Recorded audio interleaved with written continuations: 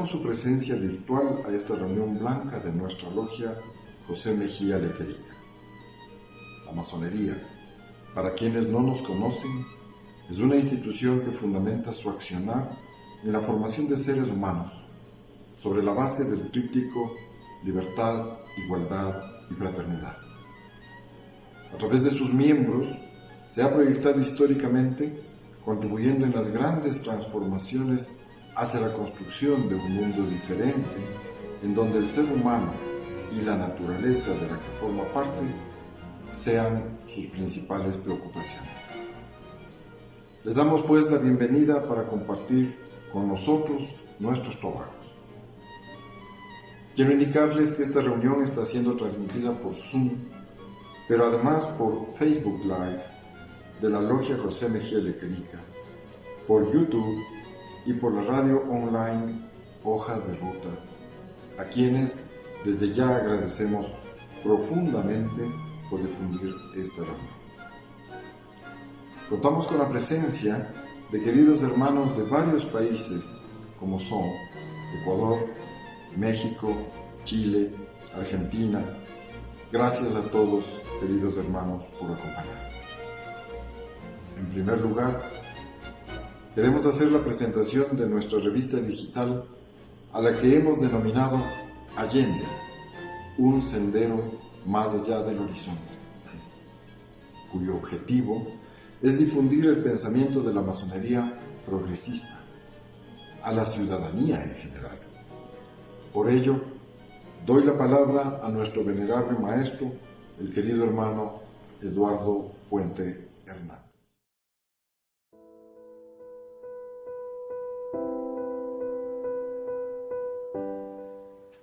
Buenas noches a todas y a todos. La respetable logia simbólica José Mejía Lequerica número 70 tiene la enorme satisfacción de presentar en esta noche el tercer número de nuestra revista Allende, un sendero más allá del horizonte. En este tercer número nosotros hemos querido plasmar en letras un homenaje muy sentido a un querido hermano que ha sido intelectual de enorme valía en el país, un historiador de larga data y además un ejemplar masón. Me refiero al querido hermano Jorge Núñez Sánchez. ¿Y cómo lo hacemos? A través de la semblanza de su personalidad y de la reseña de sus 3 últimos libros publicados este año. Los 2 sobre aspectos históricos en los que Jorge es un erudito, y el tercero en el aspecto literario poético, porque Jorge también ha incursionado en ese ámbito. Luego tenemos un aspecto relativo al laicismo que es inherente al libre pensamiento. Como logia masónica progresista, nosotros creemos que es importante que se reflexione, se estudie y se lea sobre el laicismo.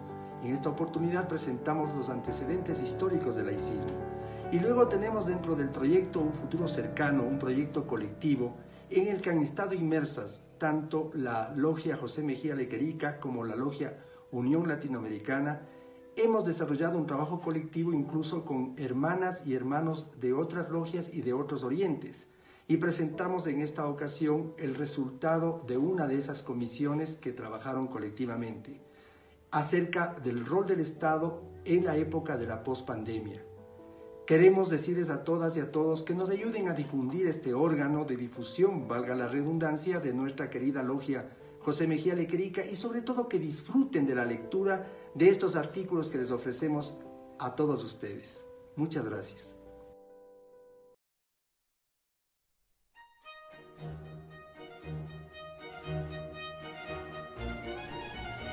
Gracias, venerable maestro. A continuación, quiero presentar a ustedes Allende Vive, nuestro sentido homenaje a una figura que crece con el tiempo, el querido hermano Salvador Allende Gossens, a los 47 años de su vil asesinato.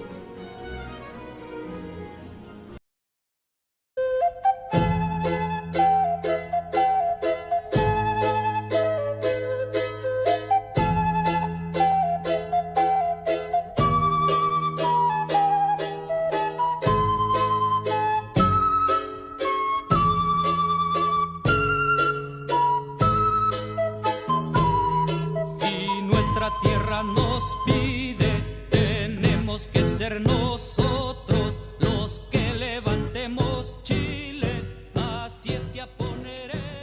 hijo de Salvador Allende Castro y de Laura Gossens, nació en Santiago el 26 de junio de 1908, médico y político del Partido Socialista de Chile, presidente de la República, senador, ministro de Estado. Su padre fue maestro masón y su abuelo, Ramón Allende Padín, fue serenísimo gran maestro de la Gran Logia de Chile. Integra la lista de los 18 presidentes de Chile que fueron masones, llegando a ser, con certeza, el más universal de los masones chilenos. Fue iniciado el 16 de noviembre de 1935 en la logia Progreso número 4 de Valparaíso. Fue adelantado a compañero masón el 27 de octubre de 1937. El 31 de octubre de 1945 fue exaltado al grado de maestro masón en la logia Irán número 65 de Santiago de Chile. Su profundo compromiso masónico orientó su quehacer político durante toda su vida, lo que se ratifica con el contenido de la intervención que realizó en agosto de 1971 en la Gran Logia de Colombia, cuando siendo presidente de Chile se escabulló del protocolo oficial y desapareció por más de 3 horas para visitar a sus queridos hermanos colombianos. Pienso, mirando hacia el comienzo de mi vida y a un joven, que no recibí con facilidad el derecho de ser miembro de la Gran Logia de Chile porque había sido un estudiante rebelde. Y si golpeé las puertas de la logia Progreso número 4 de Valparaíso, lo hice con la profunda convicción y teniendo el acervo de los principios masónicos inculcados en mi hogar y con mi abuelo, el querido hermano Ramón Allende Padín, quien fue el serenísimo gran maestro de la Gran Logia de Chile y fundador de la logia cuyas puertas se abrieron para mí en Valparaíso, siendo la segunda del país. Tengo plena conciencia de que la orden no es ni una secta ni un partido, que al desbastar el hombre la piedra bruta se preparará para actuar en el mundo profano y es obligación de los masones actuar en él sobre las bases de los principios permanentes de la masonería. Presidente del Senado entre 1966 y 1969, fue uno de los fundadores de la Unidad Popular que reunió a toda la izquierda y a las fuerzas del centro. Fue electo presidente de la República el 4 de septiembre de 1970, obteniendo un 36% de los votos, por lo cual debió de ser ratificado por el Congreso Pleno en un balotaje entre las 2 más altas votaciones, esto es, entre Salvador Allende y Jorge Alessandri. Aquí va todo el pueblo de Chile, aquí va la unidad popular, campesino, estudiante y obrero, compañeros de nuestro cantar, consabiente de nuestra bandera. La mujer ya se ha unido al clamor, la unidad popular vencedora será tumba del yanqui opresor. Venceremos, venceremos, con Allende en septiembre a vencer. Venceremos, venceremos, la unidad popular al poder. En Chile se gobernaba en favor de unos pocos. La única alternativa verdaderamente popular era que el gobierno del pueblo terminara con el dominio de los imperialistas, de los monopolios, de la oligarquía terrateniente e iniciara la reconstrucción del socialismo en Chile. Más de 3 millones de trabajadores movilizando a quienes no estaban comprometidos con el poder de los intereses reaccionarios mediante la acción unitaria y combativa de la inmensa mayoría, buscando romper las estructuras caducas y avanzar a su liberación. Esa vez no se trataba de cambiar un presidente. Si nuestra tierra nos pide, tenemos que ser nosotros los que levantemos Chile. Así es que a poner el hombro.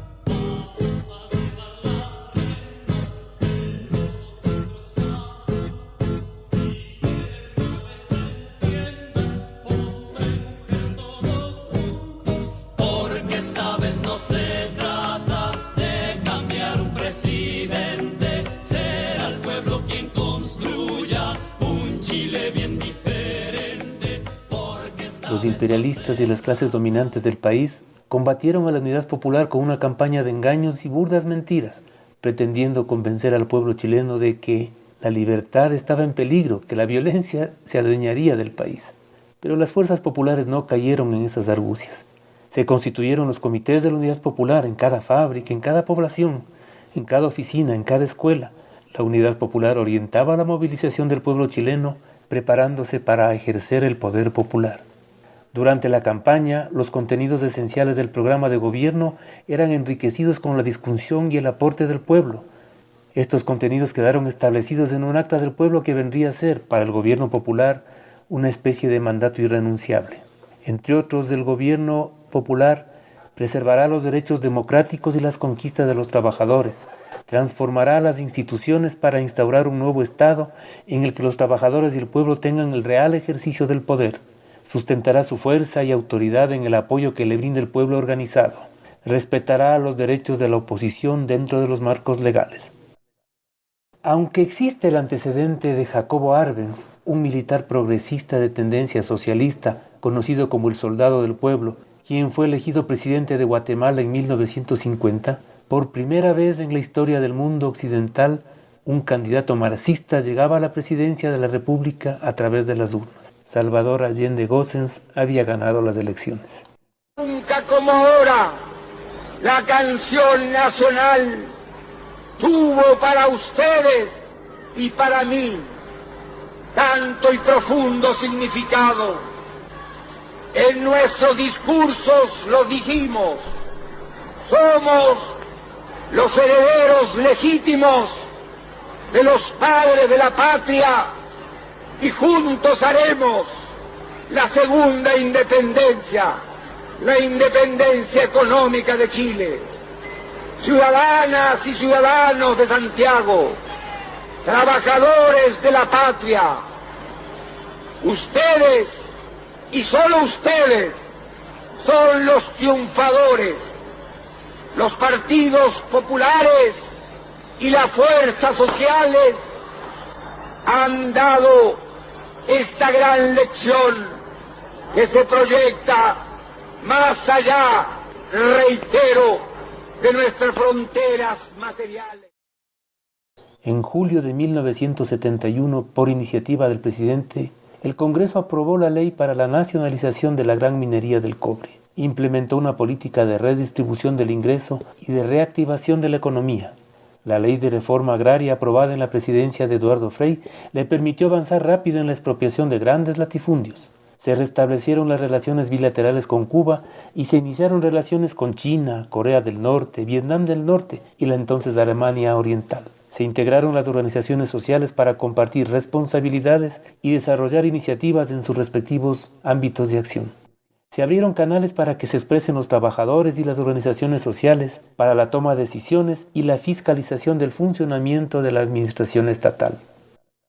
Allende asume legalmente el cargo de presidente el 4 de noviembre de 1970 y se compromete a cumplir con el programa de gobierno que había propuesto al electorado, basado en el modelo democrático, sin exclusiones, soberano y antiimperialista, que inicia su heroica batalla por los cambios. Arranca la vía chilena al socialismo. Nosotros vamos a hacer una democracia auténtica, porque va a participar el pueblo y no una minoría como hasta ahora. El programa de Allende, transformador tanto en lo político como en lo económico y social, pronto encontraría férreos detractores entre quienes perdieron sus privilegios obtenidos sobre la base del abuso y la explotación. La ultraderecha ha tratado de conspirar, ha hecho todo este sabotaje desde el punto de vista económico. La naturaleza social de las políticas de Allende, que logró resultados positivos, como el aumento del Producto Interno Bruto en 8.6%, reducción de la inflación de 34,9% en 1970 a 22,1%, despertó una frontal oposición tanto de sectores internos como internacionales, principalmente el gobierno de Estados Unidos. Allende tuvo trascendencia continental y mundial. Un mes después de asumir la presidencia, el compañero presidente pronunciaba en la Universidad de Guadalajara lo que quizás ha sido su mejor discurso para la posteridad y que aún mantiene la vigencia en las circunstancias actuales. Decía: Hay jóvenes viejos y viejos jóvenes, y en estos me ubico yo. Esos jóvenes viejos no se preguntan cuántas viviendas faltan en nuestros países, y a veces ni en su propio país. Hay muchos médicos que no comprenden que la salud se compra y que hay miles y miles y miles de hombres y mujeres en América Latina que no pueden comprar la salud, que no pueden ir a sus consultorios, y son pocos los que luchan porque se estructuren los organismos estatales para llevar la salud ampliamente al pueblo. De igual manera que hay maestros que no se inquietan,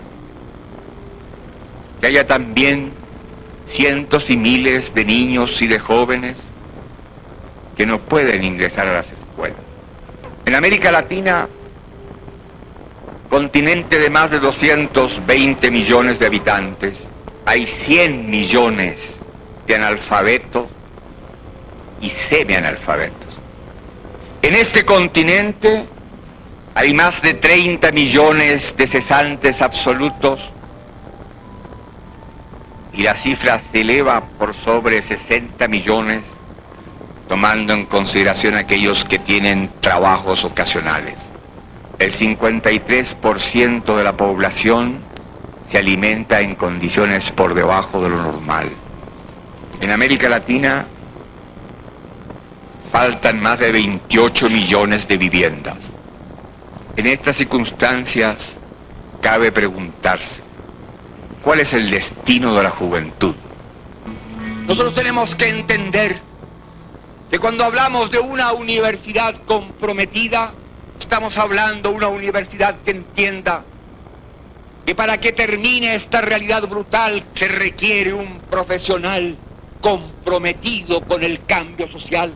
Se requiere un profesional que no se sienta un ser superior porque sus padres tuvieron el dinero suficiente para que él ingresara a la universidad. Se necesitan profesionales que no busquen engordar en los puestos públicos, en las capitales de nuestras patrias.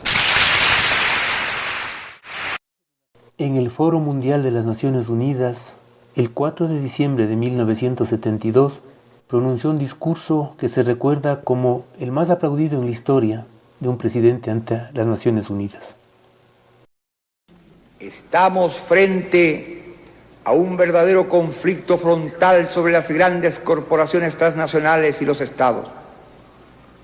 Estos aparecen interferidos en sus decisiones fundamentales, políticas, económicas y militares por organizaciones globales que no dependen de ningún Estado y que en la suma de sus actividades no responden ni están fiscalizadas por ningún parlamento, por ninguna institución representativa del interés colectivo.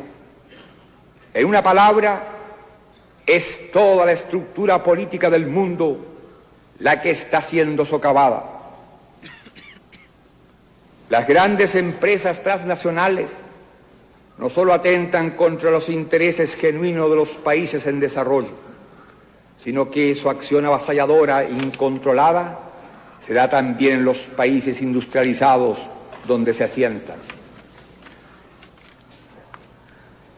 Es nuestra confianza en nosotros lo que incrementa nuestra fe en los grandes valores de la humanidad y en la certeza de que esos valores tendrán que prevalecer, no podrán ser destruidos.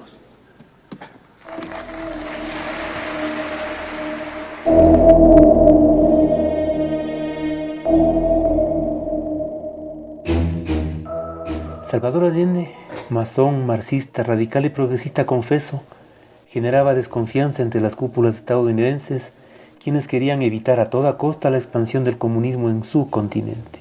Desde cuando era candidato, la CIA hizo todo lo posible para evitar la victoria de la izquierda. El empresario y periodista chileno Agustín Edwards, quien luego apoyó abiertamente el derrocamiento del gobierno democrático, se reunió con el secretario de Estado Henry Kissinger y el director de la CIA para impedir que Salvador Allende llegara a la presidencia.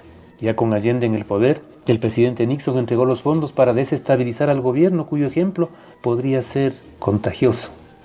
Se orquestó un bloqueo oficial contra Chile. La CIA apoyó varias huelgas y los precios de los alimentos de toda clase empezaron a subir. La CIA contactó varias veces con diferentes mandos de las Fuerzas Armadas para instigarles a dar un golpe de Estado y garantizarles, en ese caso, el apoyo del gobierno de Nixon. El general Carlos Prats, que fuera ratificado por Allende en su puesto de comandante en jefe del ejército, afirmaba que el expresidente Eduardo Frei, derrotado por Allende en las urnas, había aceptado encabezar una insurrección militar para impedir el acceso de los comunistas al poder político. Prats era partidario de la institucionalidad de las Fuerzas Armadas y llegó a conocer y apreciar la calidad humana del compañero presidente y decía de él: aprendí a apreciarlo como ser humano, de gran confianza en sí mismo, hasta orgulloso si se quiere, sensible a las franquezas del interlocutor, socarrón frente a los asentidores y sin acopio de odios, ni hacia sus más enconados enemigos políticos. Durante una gira de Allende al exterior, Prats asume la vicepresidencia del país desde noviembre de 1972 a marzo del 73. Su lealtad a los principios democráticos le costó la vida en un atentado en Buenos Aires en 1974.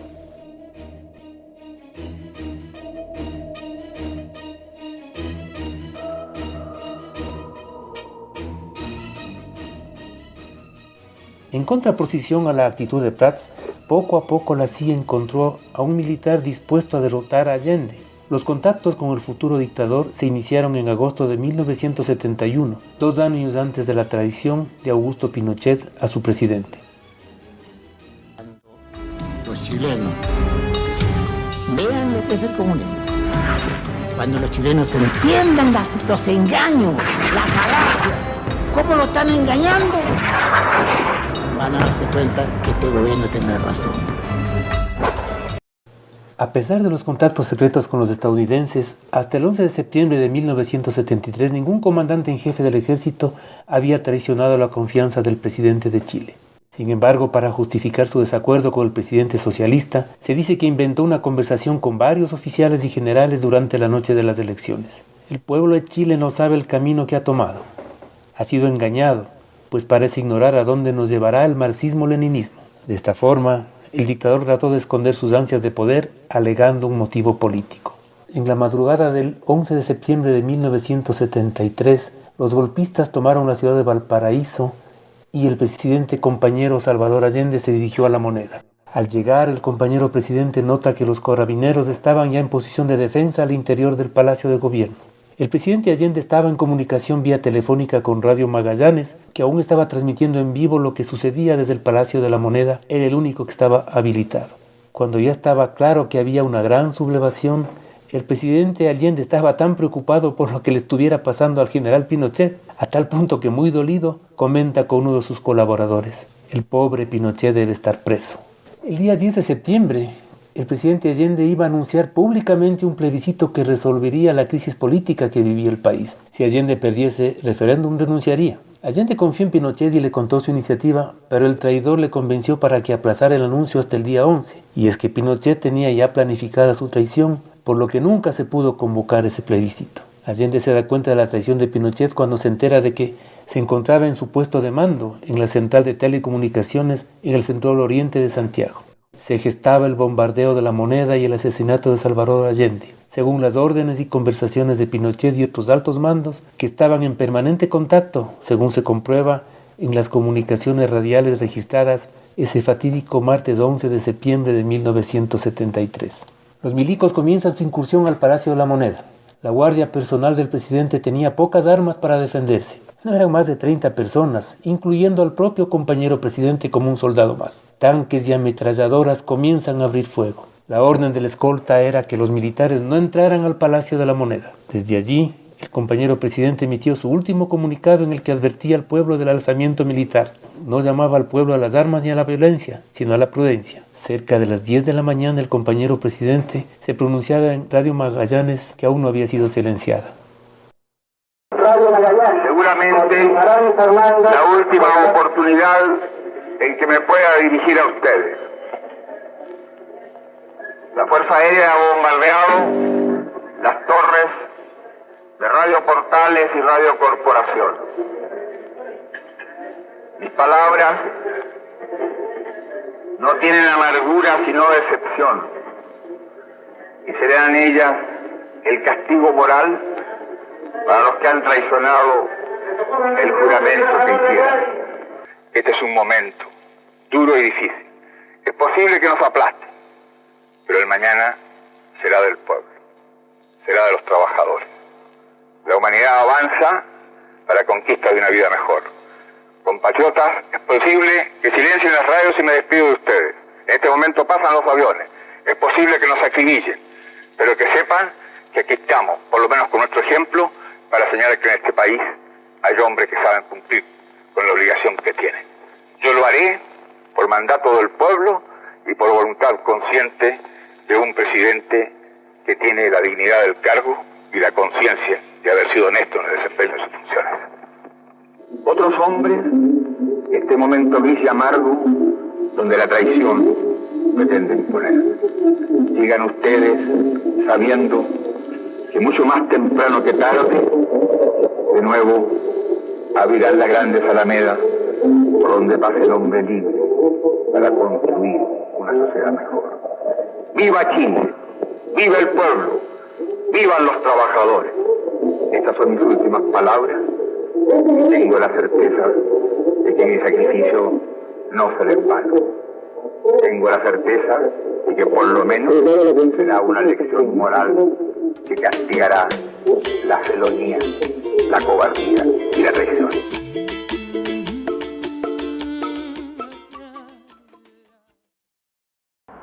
Los militares abrieron fuego de tanques y francotiradores contra el Palacio de la Moneda alrededor de las 15 horas. El general Javier Palacios, encargado de la toma del edificio, se encontró con el cuerpo de Allende, quien supuestamente se había suicidado. Misión cumplida, Moneda tomada, presidente muerto, comunicó.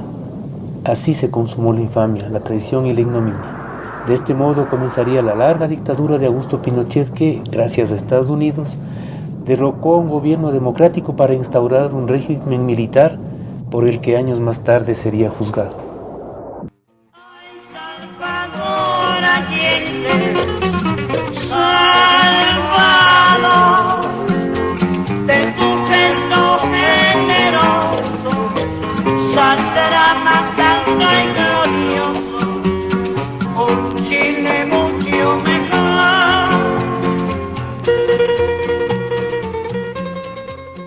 La permanencia de sus ideas y de su ejemplo referente. Nos inclinamos reverentes ante la figura egregia del querido hermano Salvador Allende Gossens, hoy en el Oriente Eterno, pero omnipresente en la memoria y la vivencia de quienes todavía aspiramos a construir un mundo más justo, tolerante, fraterno, equitativo y solidario. Allende vive. Salud, fuerza, unión. A los más crueles rencores, ¡ay, Salvador Allende!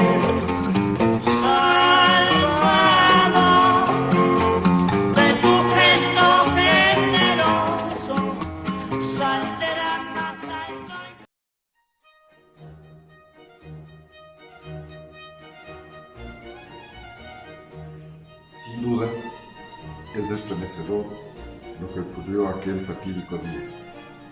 Queremos escuchar el testimonio vivo de quienes presenciaron lo ocurrido aquel 11 de septiembre. Doy la palabra al querido hermano chileno Alberto Payacar, que vivió los acontecimientos en la ciudad de Osorno.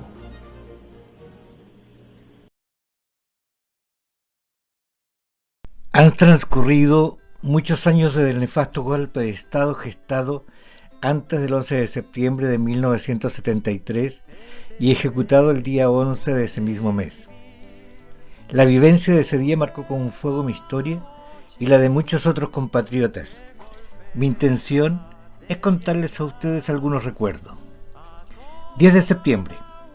Con la penumbra de la noche, los militares ocuparon la ciudad de Osorno, mientras la vida ocurría como cualquier día.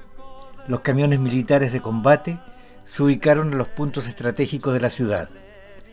Esa tarde, a esa misma hora, también con el inicio de la noche, compartíamos clase en la Universidad de Chile sede Osorno, que se ubica a las afueras de la ciudad, sin saber que estábamos sitiados.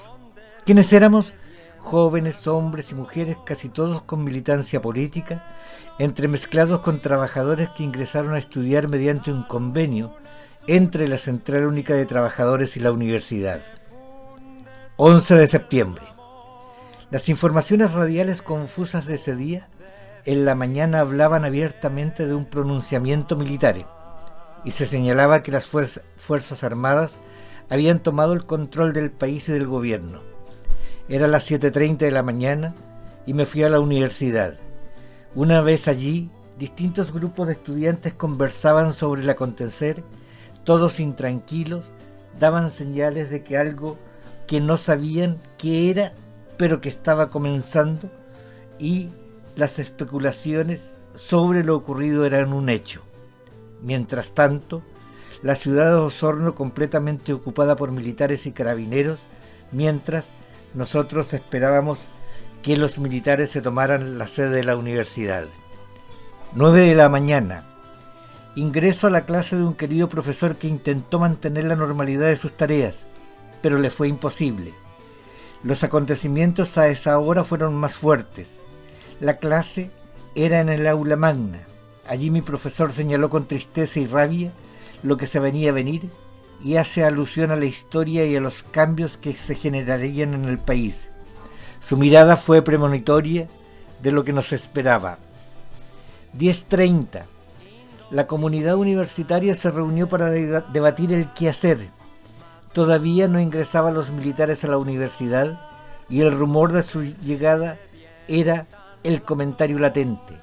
Se tomaban las primeras medidas a lo que entendíamos que debería hacerse: deshacerse de notas, apuntes, direcciones, libros y todo lo que pudiera relacionarnos con nuestra identidad política.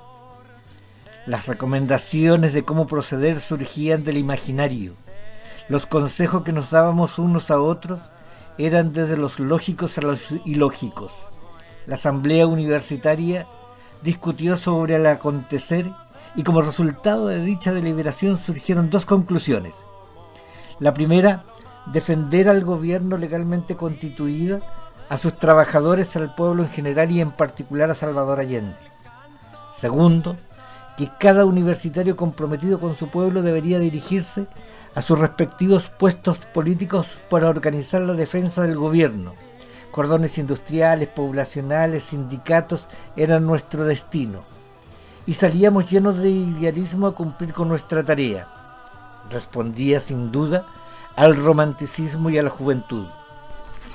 La irresponsabilidad de líderes juveniles también se hizo presente en los discursos. Recuerdo a uno de ellos que ofreció camiones de armas para defender la revolución, sabiendo que no había más que un discurso irresponsable.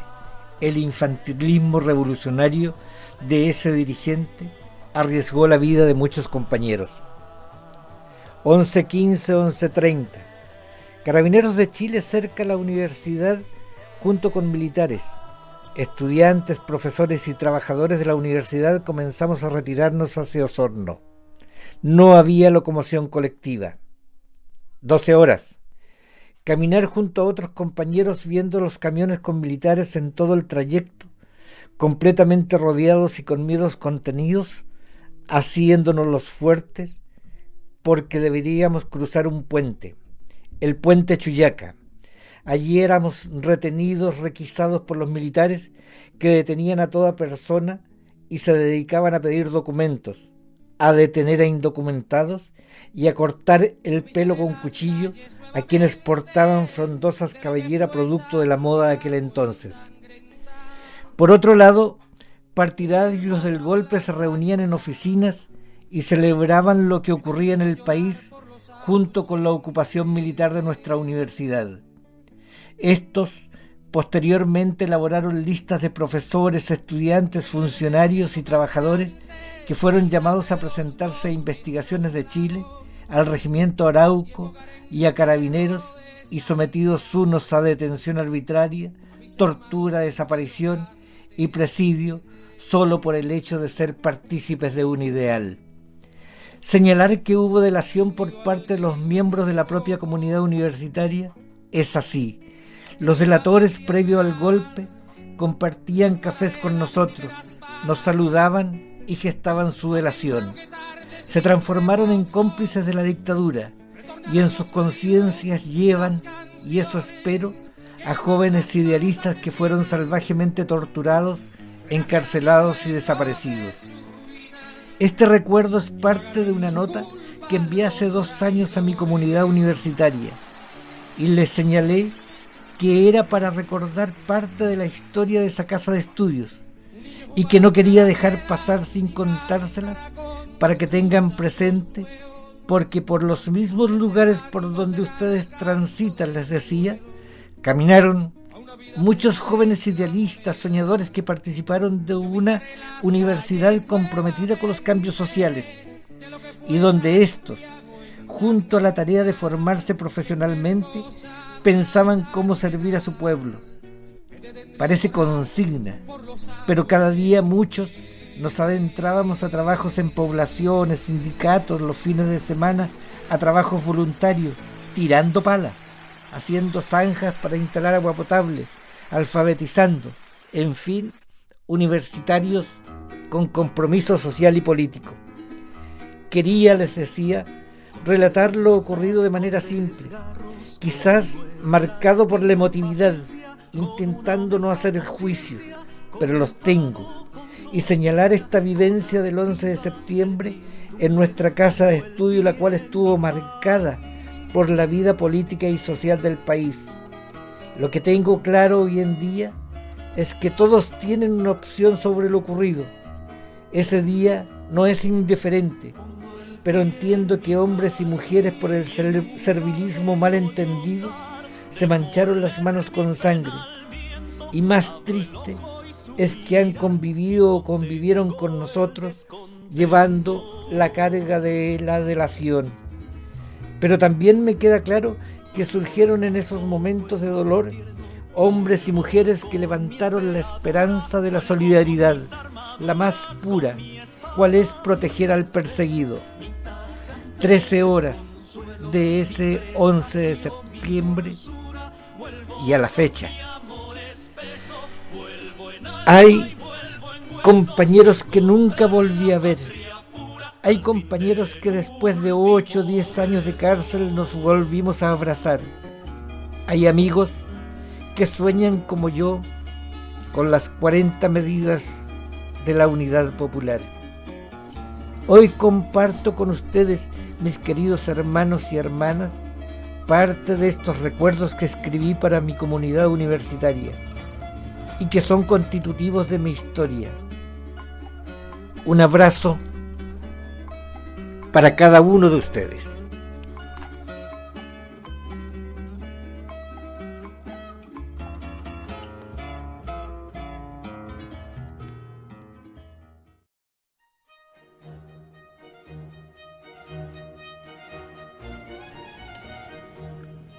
Estando en Santiago, ese día, nuestro querido hermano Arturo Rubio vivió de esta manera los sucesos. Te doy la palabra, querido hermano Arturo. Adelante con tu testimonio.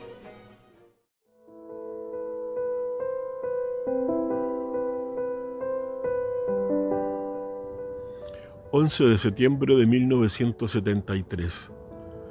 fatídica fecha. Aquel entonces yo tenía 23 años, un hijo de 1 año y medio. Ese día, como había razonamiento, como había acaparamiento de parte de la gente de derecha, había que hacer cola para conseguir alimentos.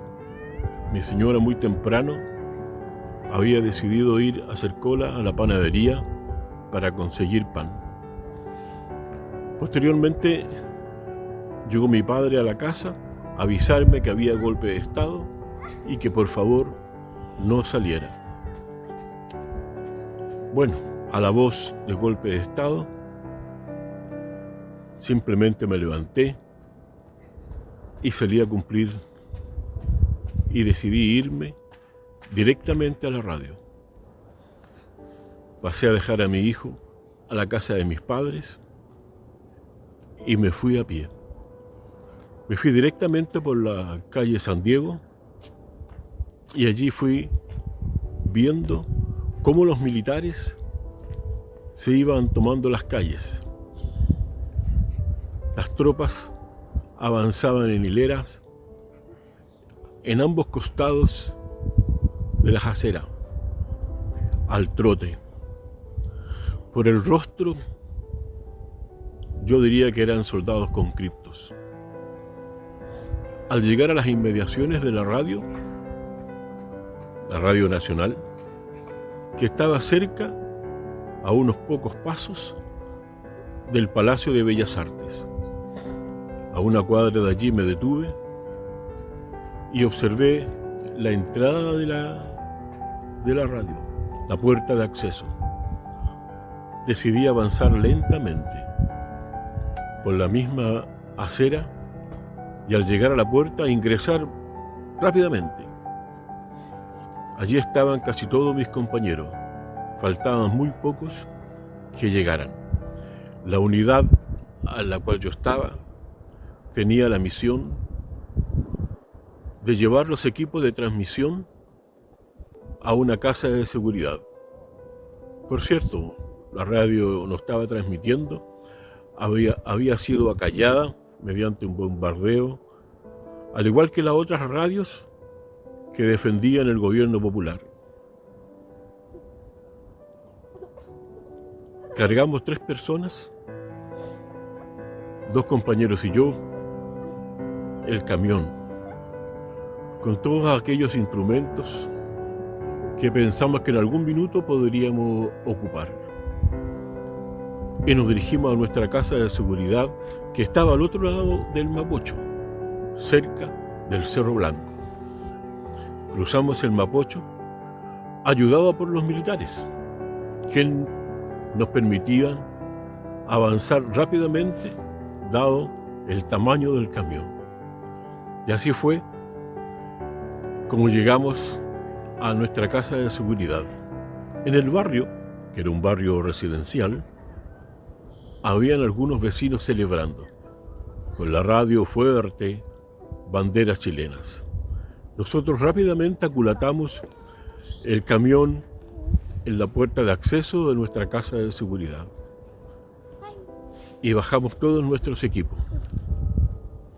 Luego, dado que escuchábamos la radio de los vecinos, decidimos ir y darnos una vuelta por el cordón Vicuña Maquena. Y así partimos de nuevo hacia el centro de Santiago, dirigiéndonos hacia la Plaza Italia, y desde allí tomar la calle Vicuña Maquena para recorrer las empresas del cordón.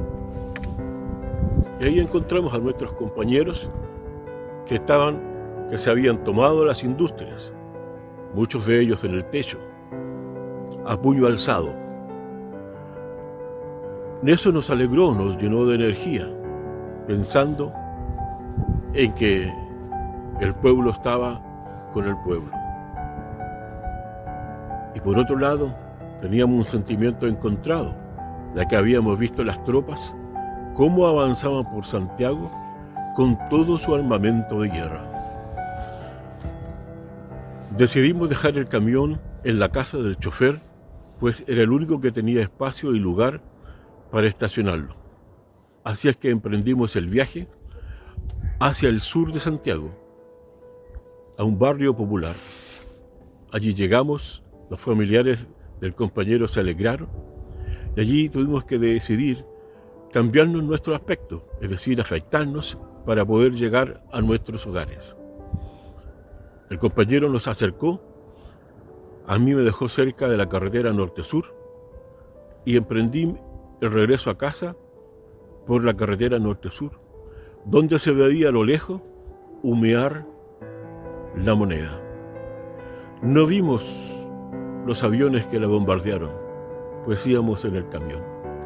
Al llegar cerca de mi hogar, que estaba a una cuadra del regimiento, de la escuela militar vieja, felizmente ninguno de esos soldados me detuvo y logré llegar. Luego, ya con toque de queda en la noche, teníamos la presión de los militares sobre nuestros techos, con cuyas armas apuntaban hacia el interior de los patios. Es mi palabra, queridos hermanos.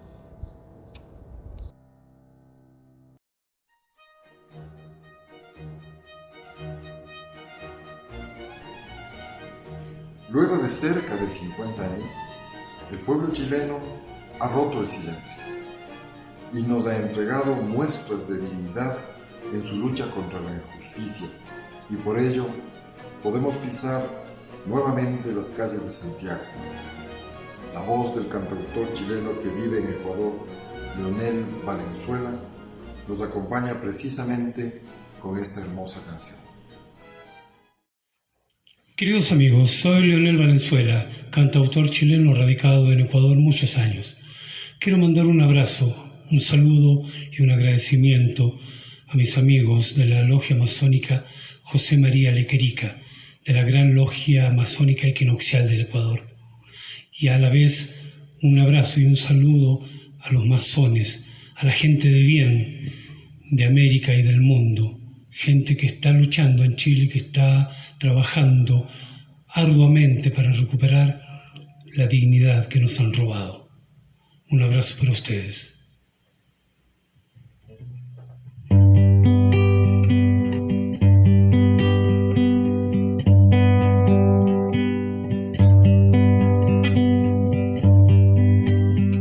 Yo pisaré las calles nuevamente de lo que fue Santiago ensangrentada, y en una hermosa plaza liberada me detendré a llorar por los ausentes.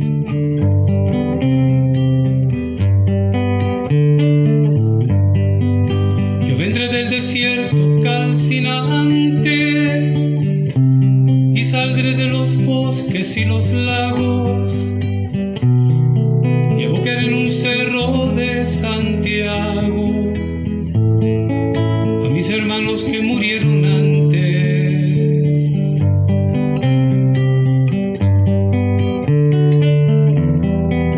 Me he unido al que hizo mucho y poco, al que quiere la patria liberada.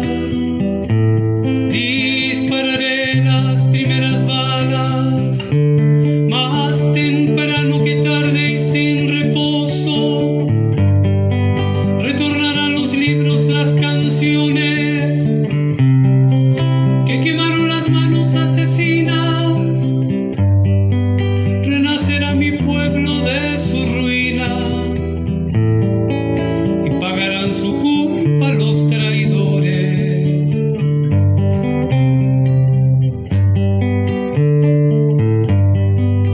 Un niño jugará en una alameda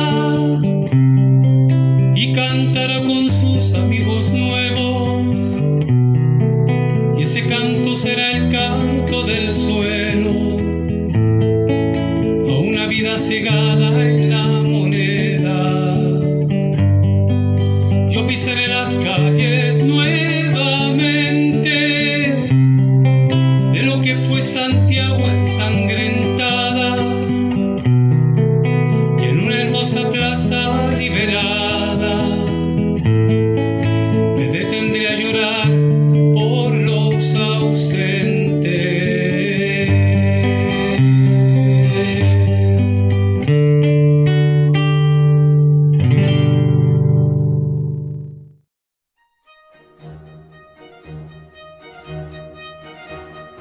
Hemos llegado al final de nuestra reunión y queremos agradecer en primer lugar a la radio online Hoja de Ruta por haber transmitido en directo este homenaje. También extendemos nuestros agradecimientos a los queridos hermanos que en la parte técnica hicieron posible el homenaje: Fernando González, Santiago Argüello, Fernando Parra y Gabriel Vallejo. Y por supuesto, a ustedes, queridas hermanas, queridos hermanos, amigas, amigos y público en general, nuestro sentido agradecimiento será hasta una próxima oportunidad. Muchas gracias.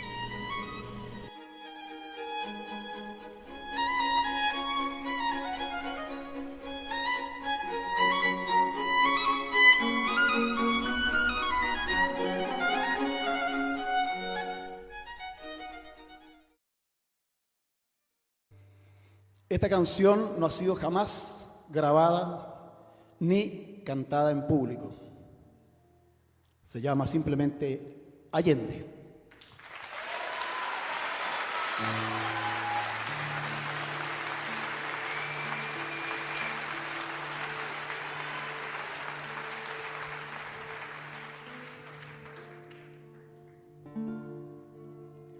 Presidente marchado por las calles del mundo, las plazas y los parques, los lagos, los volcanes, los ríos memorables, los páramos, las ruinas, los trigales, los bosques llenos de voces verdes, en busca de tu nombre, y allá encontré tu nombre.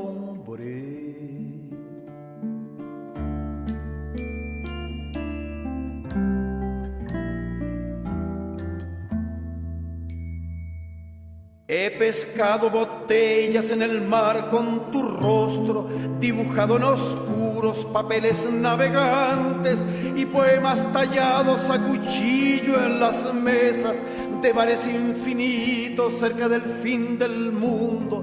Pero en Chile, tu patria, no hay nada que te nombre.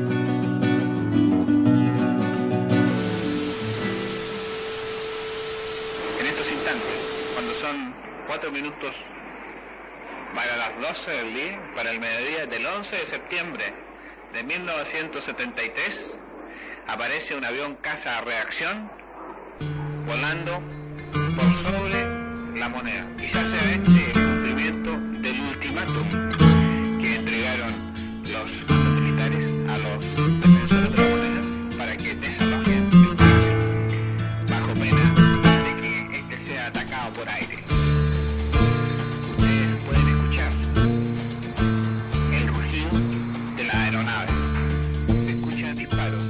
Allí amé a una mujer terrible, llorando por el humo siempre eterno de aquella ciudad acorralada por símbolos de invierno. El avión pasó de forma rasante. Empezaron a bombardear La Moneda. En estos instantes empezaron a bombardear el Palacio de La Moneda. 2 minutos para las 12. Eso no está muerto, no me lo mataron, ni con la distancia, ni con el vil soldado. Eso no está muerto, no me lo mataron, ni con la distancia, ni con el vil soldado. Aparentemente es el humo del impacto. Empezaron a bombardear La Moneda, repetimos, cuando faltaban aproximadamente 2 minutos y medio para el mediodía del 11 de septiembre de 1973.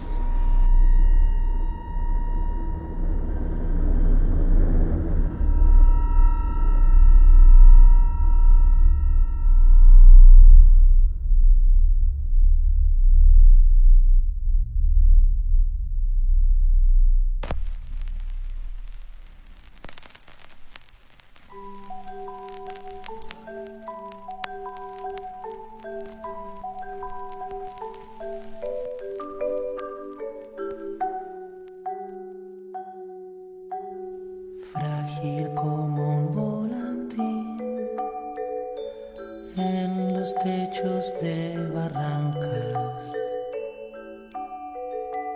jugaba el niño Luchín con sus manitas moradas, con la pelota de trapo, con el gato y con el perro.